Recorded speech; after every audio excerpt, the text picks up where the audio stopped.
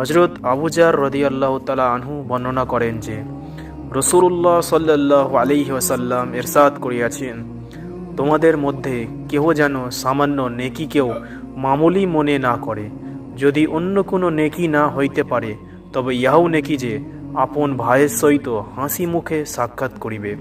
যখন তোমরা রান্নার জন্য গোস্ত খরিদ করো অথবা সালোর রান্না করো, তখন সুরাটা বাড়িয়া দাও এবং উহা হইতে কিছু বাহির করিয়া আপন প্রতিবেশীকে দিয়ে দাও। আরেকটি হাদিস পড়ছি।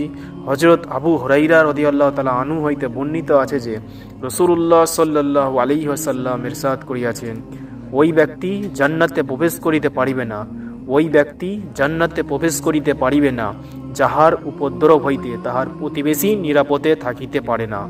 হযরত আবু হুরাইরা রাদিয়াল্লাহু তাআলা আনহু হইতে বর্ণিত আছে যে রাসূলুল্লাহ সাল্লাল্লাহু আলাইহি ওয়াসাল্লাম ইরশাদ করিয়াছেন, ওই ব্যক্তি জান্নাতে প্রবেশ করিতে পারিবে না, ওই ব্যক্তি জান্নাতে প্রবেশ করিতে পারিবে না যাহার উপদ্রব হইতে তাহার প্রতিবেশী নিরাপদে থাকিতে পারে না।